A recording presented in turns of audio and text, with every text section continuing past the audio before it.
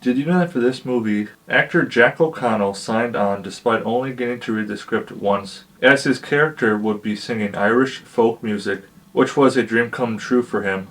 So I'm a little late to the party with Sinners. I was super busy last week. It was Easter weekend, and I was out of town, but I was still able to see Sinners just a couple days after it came out in a theater right next to the hotel I was staying in. I've been hearing all sorts of things about this movie. People are questioning, is the hype there, or is it just overhyped? Or is it really as good as people say it is? Is it a masterpiece? Lots of questions people had. And going into this movie, I had pretty good expectations. I'm just very impressed with this movie. I have three things that I loved about this movie, and my last thing is definitely my favorite. First thing I loved about this movie is I love the originality of it, and just the creativity and the combination of different worlds and tropes. The originality. So I knew this was going to be a vampire movie, and I remember when I saw the teaser trailer, I'm like, okay.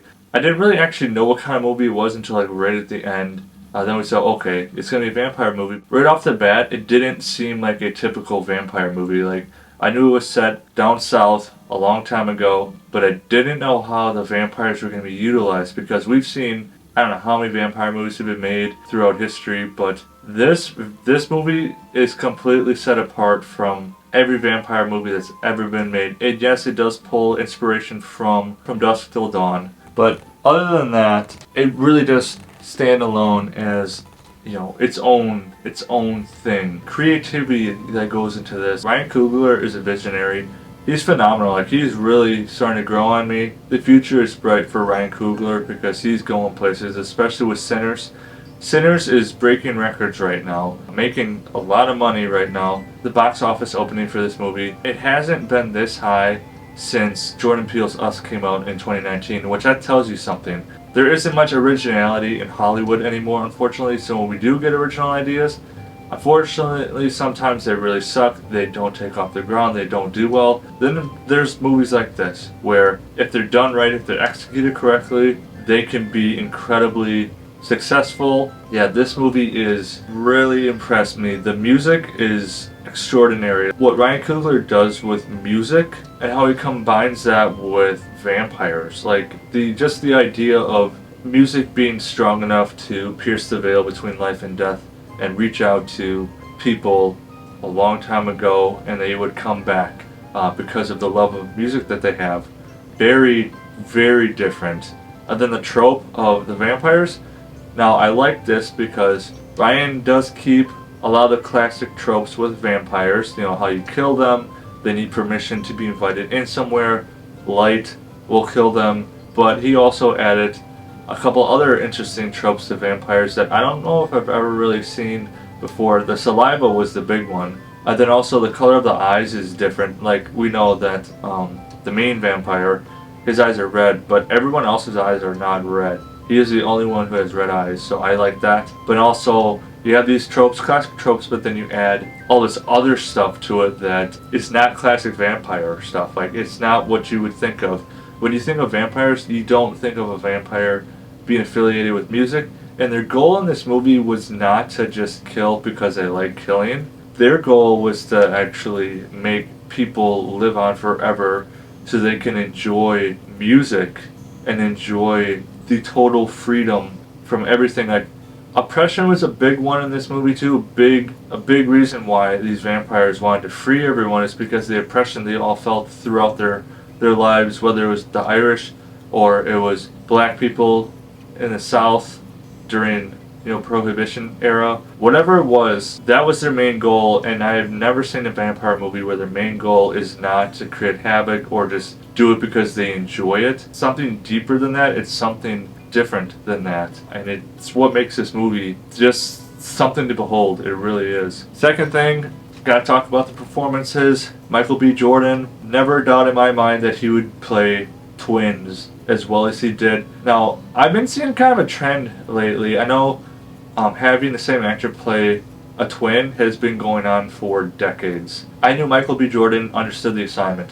I knew that he would do a phenomenal job playing two brothers who are very different from each other, Smoke and Stack, those are just cool names, like right there. Like, the names right there tell you, like, they hold their own. Like, they're an inspiration to the black community. Like, there's a lot more out there than just working in the common fields all day, living in a very small house, not being able to afford a lot. Like, they're the ones who set the example of, okay, look, this is what you can do. If you have ambition, you know, get out there and get in the world and see what you can get. White people are not going to help you out at all. Like I said, oppression.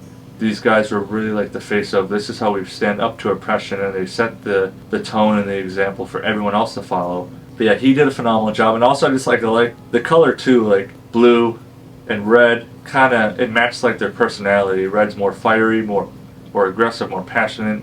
Blue is more calm, more level-headed. So like even that, like just a simple like using colors to express what kind of personality these guys had was amazing. Like, I love stuff like that. And then the second performance, Jack O'Connell playing the main vampire Remick. He really blew away my expectations. He's incredible. Like he really went all in on the whole vampire thing, but also like embracing his Irish heritage, the Irish culture, just how he really got to live out his dream. Like it's something that the world now gets to experience. You know, beautiful music from Ireland, and the music, what it means. Like when they talk about some of the songs they sang, pay attention to the lyrics. Like understand what they're talking about.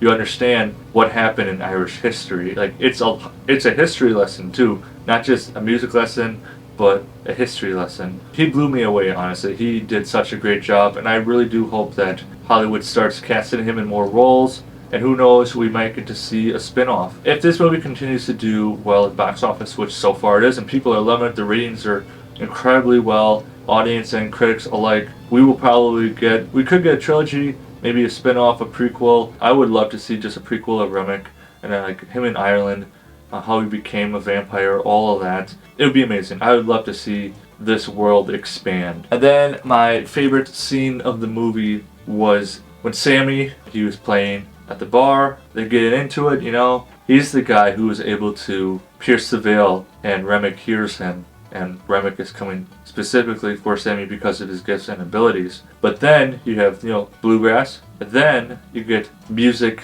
and people from way back, like we're going centuries back here. Then you get more modern day, 70s, Jimi Hendrix type stuff. Then you combine it, then you add it to, you know, you got some 90s stuff going in there, some hip hop, some rap. Just an infusion of genres. Like, incredible. Like how it was done, it was not chaotic.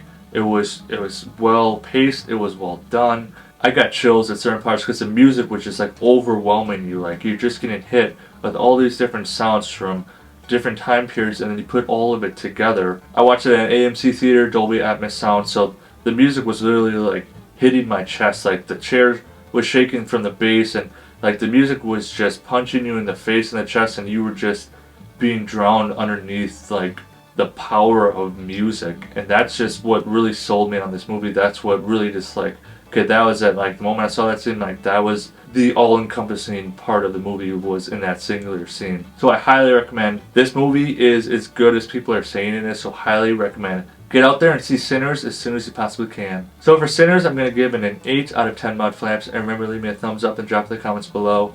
What's your favorite vampire movie? See you soon.